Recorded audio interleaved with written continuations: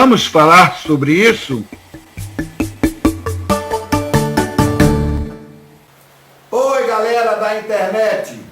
Estamos hoje com a nossa 15ª videoaula, falando sobre teatro, seus elementos, tudo que é necessário a uma montagem teatral. E continuando o assunto sobre figurino, chapéus também faz parte do figurino. Os chapéus elegantes são confeccionados a partir de chapéus de palha cortados no feitio e cobertos com tecidos e enfeitados com flores de papel. Simples. Perucas encaracoladas são criadas no suporte de entretela e cobertos com filós franzidos na cor determinada, conforme a armação e o volume desejado. Certo? Os galões e os alamares são feitos com punho de rede e cordas pintadas. Botões reluzentes se fazem de papelão ou cartolina cobertos de papel laminado. E hoje nós temos também o recurso de você usar glitter, que dá um brilho maior. Sapatos velhos podem ser pintados, dourados, prateados ou outra cor, pode ser o preto, marrom com color jet, ou até cobertos de fazenda, que vai ficar bonito. Não é preciso que a fazenda seja nova. O teatro faz milagre. No palco, tudo parece lindo e novo. As fazendas para os figurinos, é importante frisar que cada fazenda possui características básicas que o figurino precisa respeitar para se garantir dos bons resultados do seu trabalho. O peso, a cor, a superfície, a textura do tecido, fazenda e tecido são a mesma coisa, certo? O corpo, são itens específicos que devem ser observados quando da escolha do tecido para a confecção do figurino, ok? Vamos ao nosso patrocinador.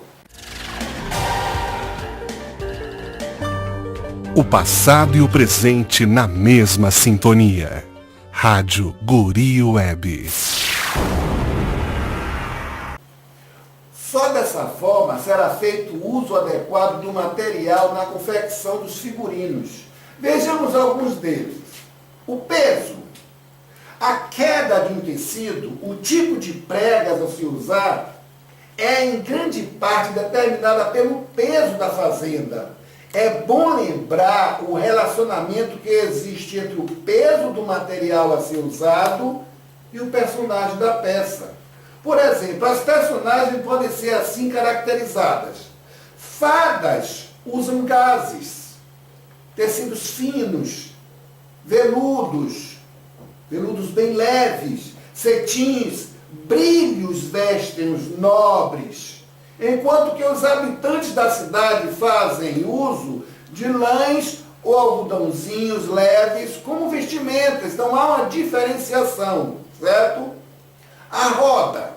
A roda é essencial que o traje de palco seja bem definido, justo, rodado, certo? Embora seja a roda um caro planejamento, lembramos que a mesma substitui satisfatoriamente o problema do peso.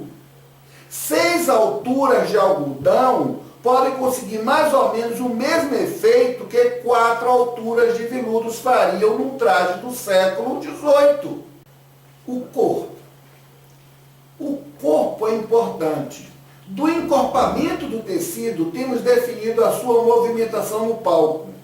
Materiais encorpados são, em gerais, caros, e por esta razão, esse encorpamento normalmente é imitado pelo uso de cretone engomado, entretela ou tarlatana.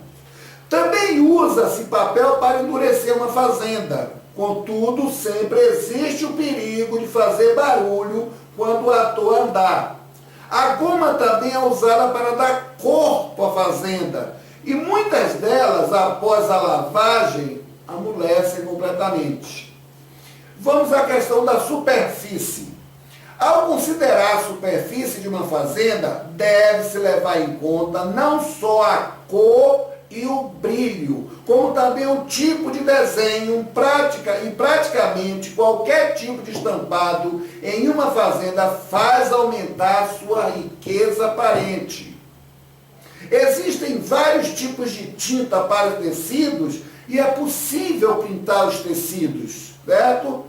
Quer seja a mão livre ou utilizando pincéis ou stencil ou carimbos, salpicos, mergulhos, amarrados. Então você vai dar uma textura diferente a essa pintura dos tecidos. Drapejado e talhes geralmente são usados em figurinos romanos e gregos que usam drapejado nas suas vestes. O recurso a ser empregado para um ajustamento e caimento correto do tecido e será a utilização de nós e laços que, dados com cordões apropriados, darão a forma arrebanhada do traje. Quando o drapejado de um tecido mantém sua trama no sentido vertical, disse que o drapejado é liso. Para nós é franzido simples. Uma roupa talhada envolve o trabalho de se cortar a fazenda em formas curtas ou linhas enviesadas, e então cozer os pedaços cortados.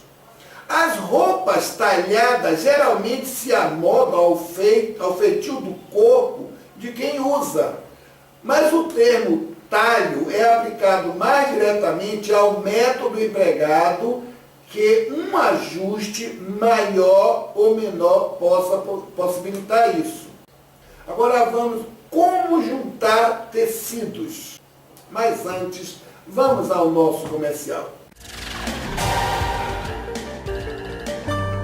O passado e o presente na mesma sintonia. Rádio Guri Web.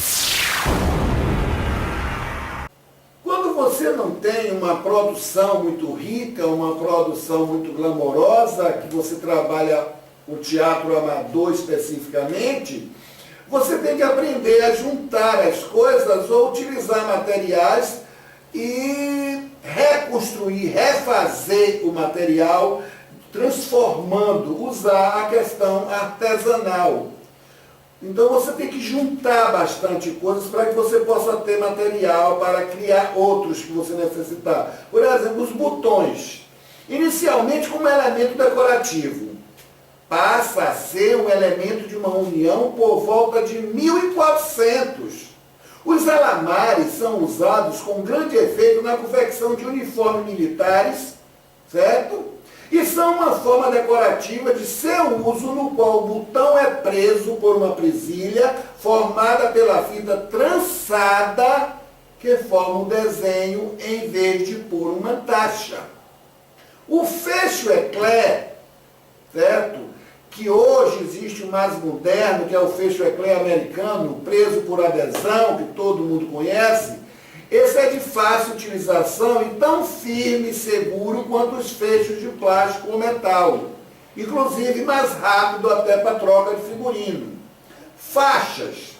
Os cintos não podem deixar de ser considerados como variedade de faixas. E as faixas podem ser decorativas, certo? E podem ser utilizadas para franzir ou drapear tecidos. Também pode ser utilizadas para sustentar a roupa, como por exemplo, a calça moderna, uma espada ou outros objetos.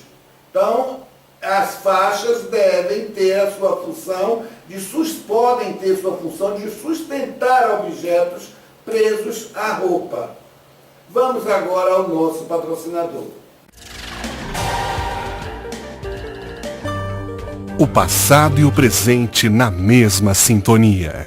Rádio Guri Web. Bem, todos nós sabemos que a costura tem a finalidade de unir duas peças de tecido, dois pedaços de tecido, e serve como elemento decorativo. Um bordado a ser colocado, que muitas vezes pode ser feito por meio de pintura, Também a costura é usada como método para franzir o tecido, dando-lhe determinado desenho, como no caso das casas de abelhas. E os enfeites? Os enfeites são utilizados nos figurinos, possuem as mais variadas formas: rendas, joias, cadarços, cordas, fitas, ráfias plásticas, peles, enchimento, alcochoados. Quando o enfeite for desenhado, dois princípios deverão ser tomados em consideração, certo? Um só tipo de enfeite, quando houver necessidade de acrescentar um outro elemento decorativo, este deverá ser muito mais evidente e realçado. Enfeite com o mesmo equilíbrio e peso vão se misturar no palco, prejudicando o figurino. Os enfeites devem sugerir a sua necessidade no traje, nunca transmitir gratuidade. Não se pode botar um enfeite aleatoriamente. Ele tem que ter um objetivo no figurino. Os botões das mangas do paletó de um homem são exemplos excelentes, pois aparece estar abotoando os punhos, e estes, quando desabotoados, possivelmente poderiam ser virados para cima. Este caso acontece em alguns paletós fabricados na Inglaterra. Agora vamos aos figurinos históricos. O conhecimento da história dos figurinos se faz necessário não só para a montagem de uma peça de época. Poderão servir de ideia para figurinos modernos e para fantasias. Obtém excelentes resultados em musicais. Os figurinos antigos redesenhados em materiais modernos com plástico, oleado, napa, etc. Existem características fundamentais a serem observadas quando se pretende recriar um figurino histórico. O principal aspecto que não se pode descuidar é a evolução do figurino no decorrer da moda. Assim, um vestido de 1640 copia o do período elisabetano, porém utilizando tecido mais mole. O efeito resultante será inteiramente diverso, observando-se as mudanças de um período para o outro. Notamos uma distinção nítida entre as vestes interiores, mais suaves, mais ou menos transparentes, e as exteriores, sempre mais pesadas e duras. Ocasiões há, como por exemplo, a Grécia Antiga, onde a veste interior transforma-se na totalidade do traje usado. Portanto, tecidos, ornamentos, métodos de convecção devem ser observados quando do estudo de figurinos históricos. E agora vamos ao nosso patrocinador. O passado e o presente na mesma sintonia. Rádio Guri Web. Bem, agora chegamos ao final. O assunto da aula de hoje foi figurino. E vamos falar do nosso sorteio nessa 15ª aula. Vamos lá. Respondam a seguinte pergunta. Qual a única palavra da língua portuguesa que se faz o plural no meio? E você estará concorrendo a esse fone de ouvido com AM, FM, Bluetooth e cartão de memória. Novinho em folha. Aqui está a embalagem dele. Mas para isso você precisa responder corretamente qual a única palavra da língua portuguesa que se faz o plural no meio. As pessoas que responderem corretamente estarão concorrendo a esse fone de ouvido, certo? Agora você terá que responder pelo Face, Romário Machado Ator. Você manda a resposta inbox e procure lá, Romário Machado Ator. Você acha o meu Face. Ou então pelo fone Zap 71981811740, ó, que está passando aqui. ou ainda pelo e-mail rmb45@uol.com.br, que também está passando aqui. Eu sou Romário Machado, um beijão a todos e até o nosso próximo programa. Vamos falar sobre isso?